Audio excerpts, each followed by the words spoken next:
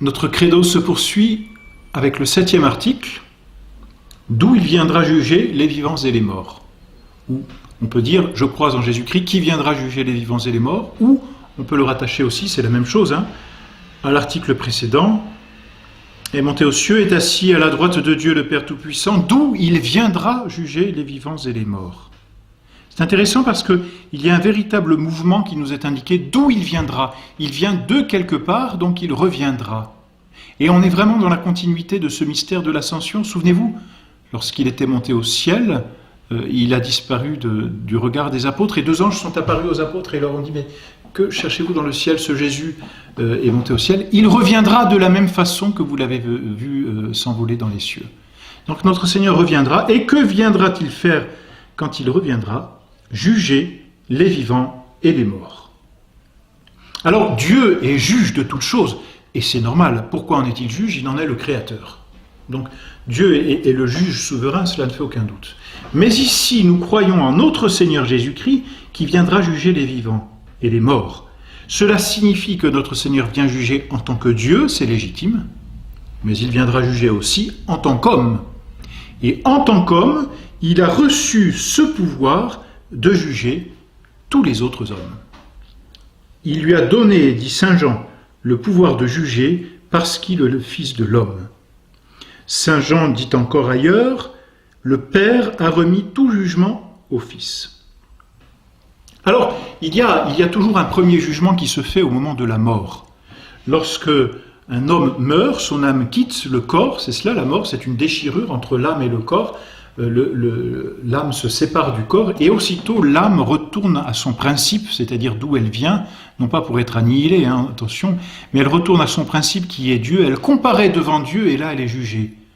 Comme dans l'Évangile, notre Seigneur, dans cette parabole, notre Seigneur nous parle de ce chef qui revient et qui fait venir ses intendants et qui dit à chacun d'entre eux, rends compte de ta gestion. Alors l'âme paraît devant notre Seigneur et là elle est jugée, rends compte de ta gestion, tu viens de terminer ta vie sur terre, rends compte de ta gestion. Voilà, ça c'est le jugement que l'on appelle particulier, qui se déroule pour chacun d'entre nous au moment même de la mort.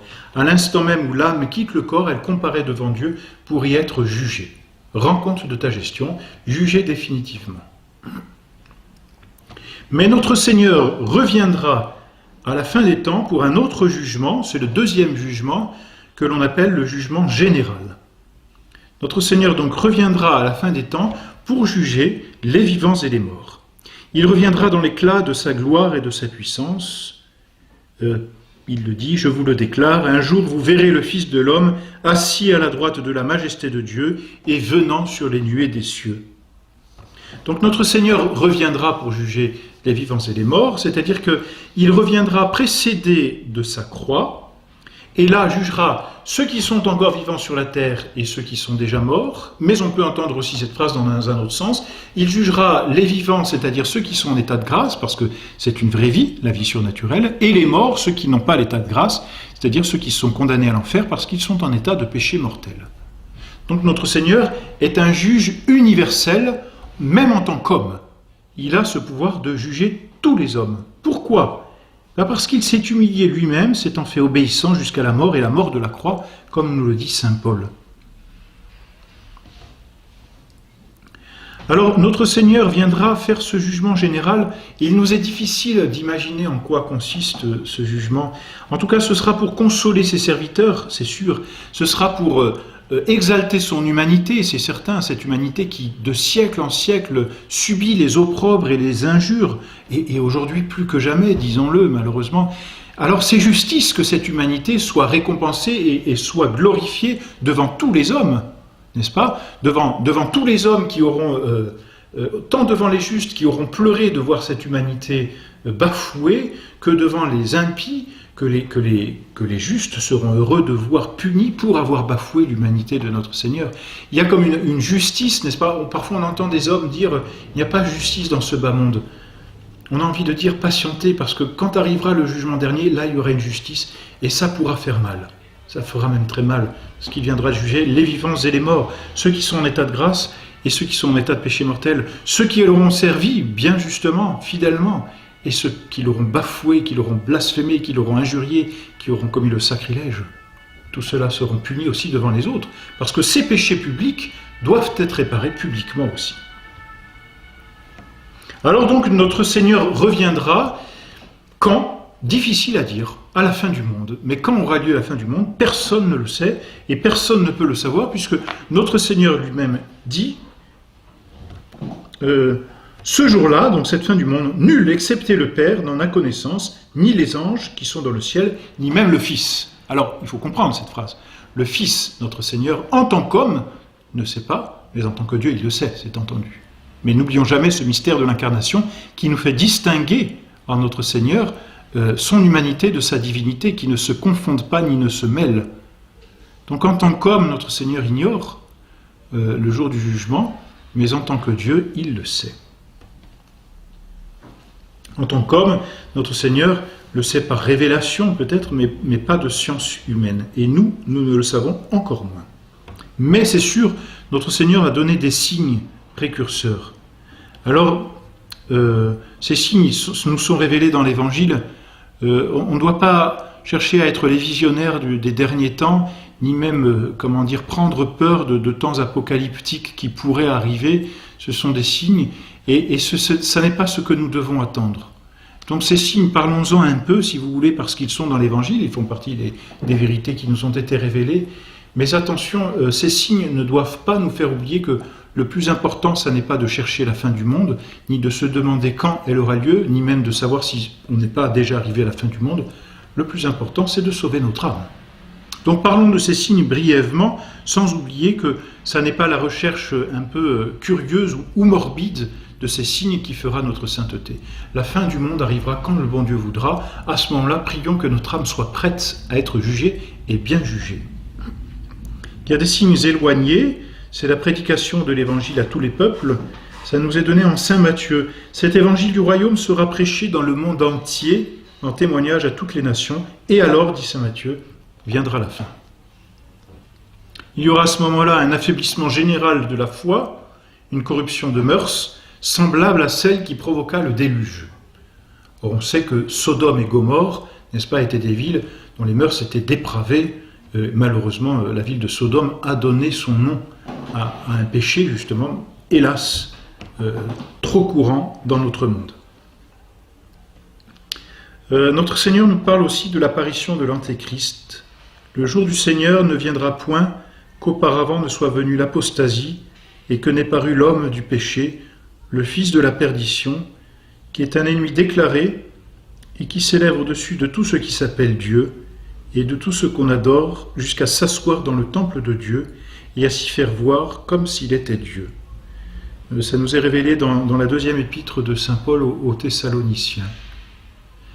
Ne cherchons pas encore à scruter si l'Antéchrist est arrivé ou pas. Ce sont des signes que notre Seigneur nous donne et qui doivent plutôt susciter en nous le désir de rester fidèles à notre Seigneur et non pas de chercher absolument à comprendre toutes les prophéties. Une prophétie reste toujours mystérieuse jusqu'à ce qu'elle soit révélée, ou réalisée plus exactement, pardon. Alors voilà, notre Seigneur fera très certainement, comme dit encore saint Paul dans son épître aux Thessaloniciens, fera périr cet Antéchrist par le souffle de sa bouche. Tout cela est bien mystérieux, voyez, pour nous prédire l'avènement de notre Seigneur au jour du jugement dernier. Il y a quelques signes prochains qui ne trompent pas, ce sont les signes qu'il y aura dans le ciel et sur la terre. Dans le soleil, dans la lune, dans les étoiles, sur la terre, la consternation des peuples à cause du bruit tumultueux de la mer et des flots. Les hommes sécheront de frayeur dans l'attente de ce qui doit arriver à tout l'univers, car les vertus célestes seront ébranlées. Mais alors notre Seigneur apparaîtra précédé de sa croix glorieuse, et c'est cela qui réjouira les fidèles. Les fidèles sont ceux qui aiment la croix. Le chrétien, c'est celui qui porte sa croix, c'est celui qui a répondu à l'invitation de notre Seigneur, celui qui veut être mon disciple, qu'il prenne sa croix, qu'il me suive, qu'il se renonce et qu'il me suive. Donc celui-là, quand il verra la croix de notre Seigneur apparaître, n'en sera que plus joyeux de voir ce signe qu'il a tant aimé et qu'il a tant pratiqué dans sa vie. Et d'un autre côté, bien cette croix, malheureusement, est une pierre d'achoppement et les ennemis de notre Seigneur la détestent plus que tout. Et on voit bien que peut-être ce que cherche le plus à faire le démon, c'est à détruire cette croix, à l'enlever et à détruire aussi le mystère de la croix, qui est le mystère de la rédemption et le mystère de la Sainte Messe. C'est donc la croix qui apparaîtra et qui précédera notre Seigneur. Et puis notre Seigneur enverra ses anges qui feront entendre la voix éclatante de leur trompette. C'est saint Matthieu qui nous révèle cela. Voilà donc les signes précurseurs qui précéderont le jugement général. Ensuite, comment se fera ce jugement général? Où se fera-t-il? Là aussi, rien n'est révélé et à la limite, ça n'est pas la peine de chercher. Encore une fois, il nous faut être prêts. C'est une vérité de notre foi. Donc notre Seigneur reviendra comme juge, c'est légitime, nous l'avons dit. Maintenant, notre Seigneur à ce moment-là reviendra, nous ne savons pas quand. Ses apôtres seront ses assesseurs, ils seront assis sur les 12 trônes qui leur sont préparés comme juges des 12 tribus, dit notre Seigneur lui-même, dans Saint Luc. Et les consciences seront dévoilées devant tous les hommes, comme des livres ouverts. C'est-à-dire qu'on pourra lire dans la conscience de tous les hommes. Nous pourrons lire dans les consciences les uns des autres. C'est un mystère aussi. Et là, notre Seigneur prononcera la sentence éternelle. « Venez les bénis de mon Père, possédez le royaume qui vous a été préparé dès le début de la création. Et à ceux qui n'auront pas voulu suivre notre Seigneur, y retirez-vous de moi, maudit, allez au feu éternel qui a été préparé pour le démon et pour ses anges. » Et notre Seigneur jugera ainsi. Sentence, vous voyez, qui sera prononcée sur le degré de charité ou même sur la charité que nous n'aurons pas malheureusement. Et à ce moment-là, donc, tous les élus entreront au ciel pour l'éternité et malheureusement, les damnés iront en enfer pour l'éternité et toutes choses seront renouvelées. Et la vie sur cette terre cessera. Voilà donc cet article très mystérieux, enfin mystérieux dans ces circonstances.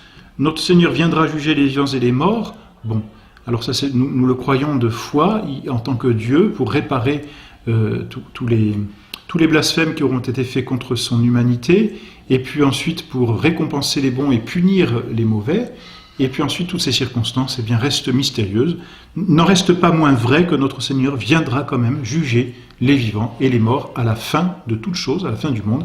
C'est ce qu'on appelle le jugement général.